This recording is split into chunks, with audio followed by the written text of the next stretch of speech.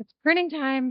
I've got a bunch of fruit trees in our suburban homestead backyard, and they need some care. They need to be maintained and kept small so that we can fit them all and so that we can access fruit without needing a ladder, and we can do all the maintenance we need to do on them without needing a ladder. The first one I'm going to focus on today, see if I have time for more. The first one is the peach. I've already done about half of it, just like as I have time. I come out here and work on pruning it. My tools for today are a handsaw, some small shears, and then big loppers. I also have a little bottle of alcohol that I spray on the blades when I'm done pruning each tree, sometimes even in between individual cuts. This fruit tree in particular, as many peaches do, struggled with peach leaf curl this year. It also potentially has a viral canker, although it's not like officially diagnosed. It's just a little bit temperamental, catches a lot of things, and so I want to prevent spreading those to my other fruit trees, particularly my other stone fruit trees. So I thought I would just bring you along while I do a little bit of pruning. I can't talk and prune very easily, but I can show you a little bit how I shape trees like this. Different fruit trees do best with different structures or different shapes, and stone fruit like this peach tree tend to prefer a vase shape. So that's where you kind of prune the tree canopy to grow up like a bowl or a vase. This peach tree here is 4 years old, going into its fourth year. Yeah, so it's 3 years old. Now the rootstock, I bought it as a 2-year-old whip. It had been at the nursery for 2 years. And so technically, I guess the roots are 5 years old.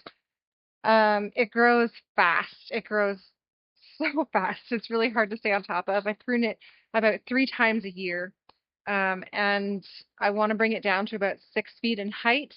And it is currently about 15 feet in height. And it'll be a 15-foot tall tree again in June, probably after I bring it down. It grows so fast. I think a big part of fruit tree pruning is just observing. I will stare at this tree for hours over the course of a pruning season. Just an FYI, I'm not a pro pruner. These are the first fruit trees that I have been responsible for caring for, and I've only been caring for them now for 3 full years, so I have a lot of learning left to do. I have received a consultation from a local pruning consultant who is awesome. And then beyond that, I've just done a lot of research.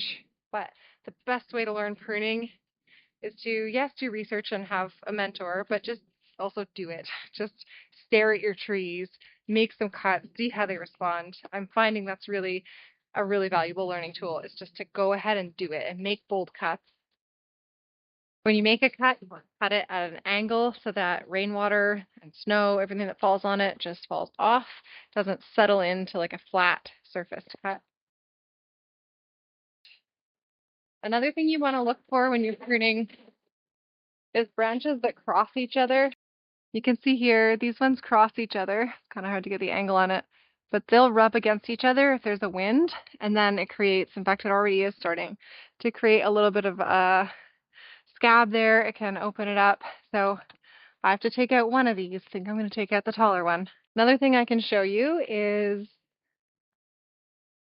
when you're making a cut, look for buds that are pointing out. Because when you cut above a bud, I don't know if you can see that the sun is not cooperating. When you cut above a bud, it's going to force that bud to grow out as a branch. And so you want that bud to grow outwards, not in towards the middle of your tree.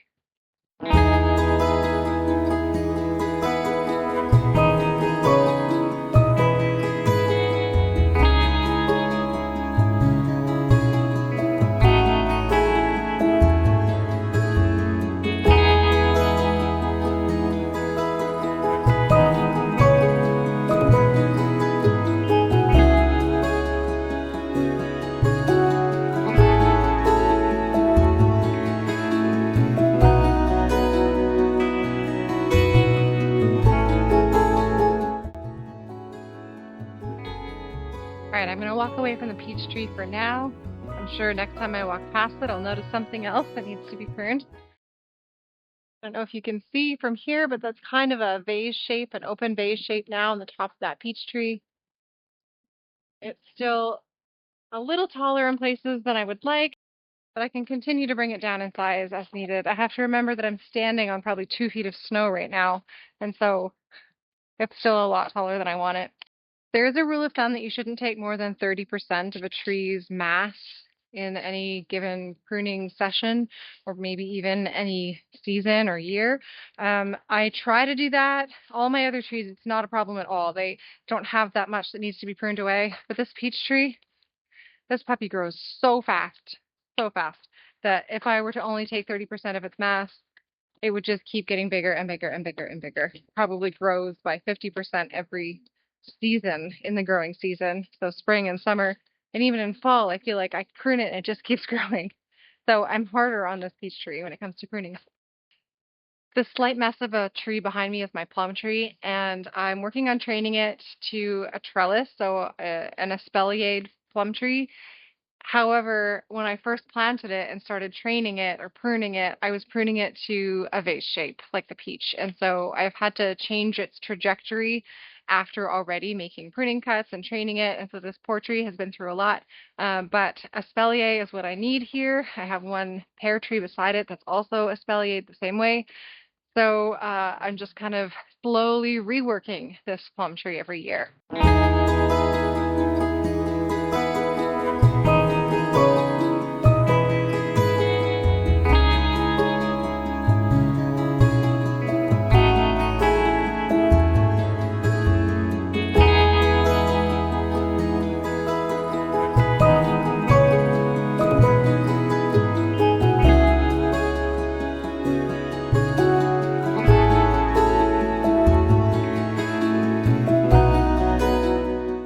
Eventually, I'm hoping that these two branches, I'm going to have to retrain them, but that they can come up side by side, and I'll have a narrow candelabra shape where there's a branch on the outside, a branch here, and then two branches here.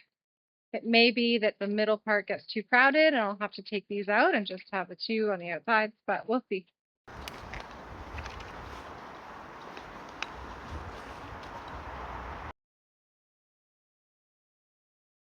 Man, I'm having a day. This is not the right day to try filming things, but it's kind of the only chance I have. I was just at my mom's trying to tap the maple trees and they were too frozen. We couldn't get the taps in. I didn't want to damage the trees. So I have to go back tomorrow and finish that job. So I thought, hey, why don't I just work on some pruning? The snow is deep still and it's really annoying. And I just broke my Fiskars pruners. I'm going to have to do some maintenance on them, which is not one of my skill sets. Gotta keep going. Gotta keep going.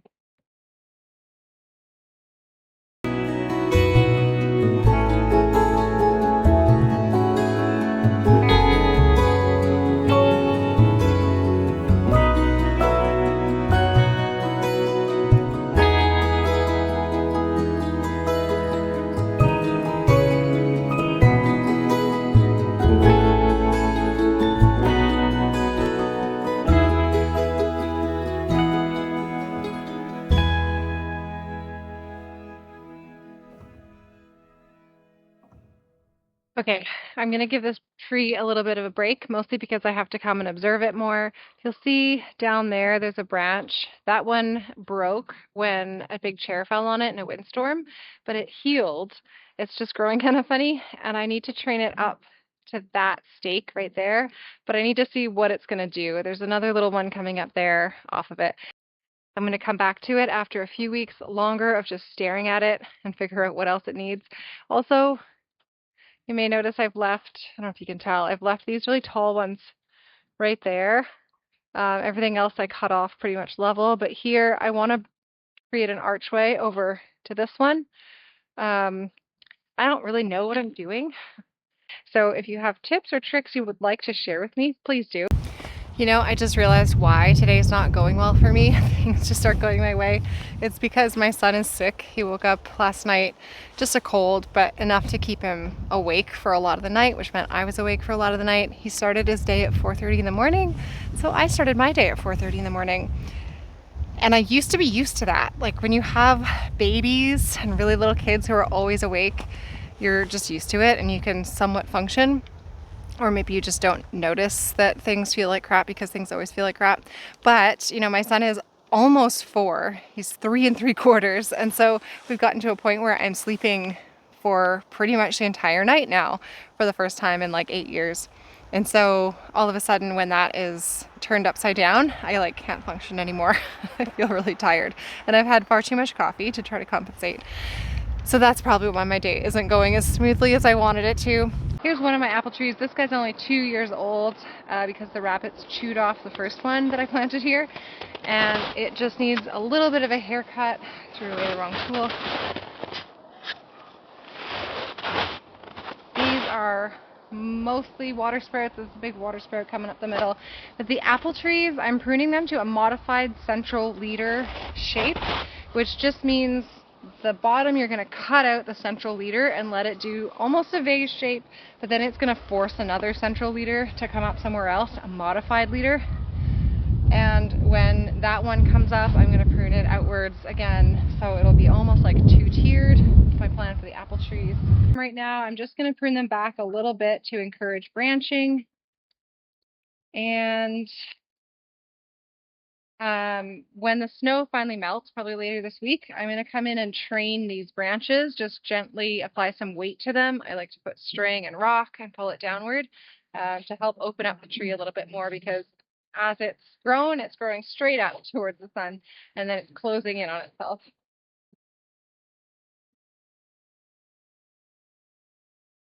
Like a nice outer bud. Keeping in mind, I really want to keep this tree small. Really, really small. Under 6 feet. My vegetable garden is right here. I don't want to shade the whole thing out. I think I'll let this one grow up and branch out maybe here. Too tall. Maybe here.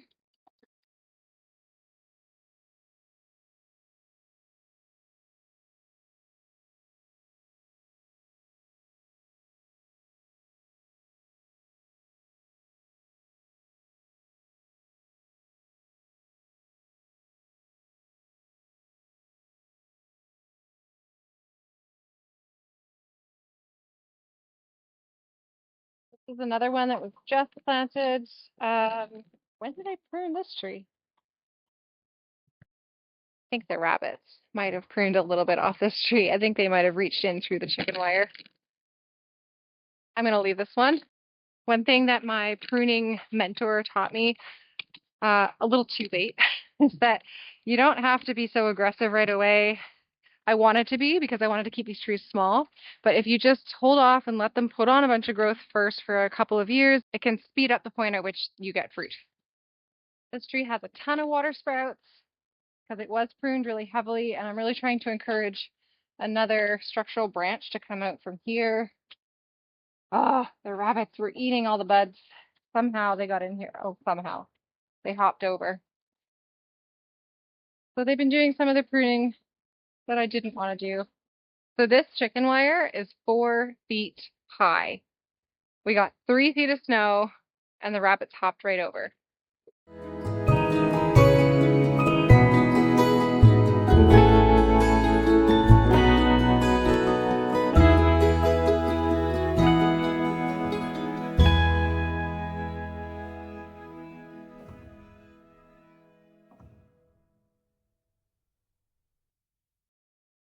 That's the shape that we're going for with this apple tree. There's sort of an open shape here, and then it's got a modified central leader sending up another tier. This was a branch that I was hoping would become the main scaffold branch out this side. We have another one here. The rabbits just chewed all these buds. Here, here, here, here, here. Here, they did a bunch of pruning for me before I even got out here. And because I'm nice, I'm going to leave all the apple scraps laying here in the snow, and the rabbits can have at them if they want them.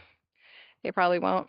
They're not diseased as far as I can tell. This tree's been really healthy, so I'm probably just going to leave them right here to decompose. I might use them in the garden in other ways, maybe put them toward a dead hedge or something like that.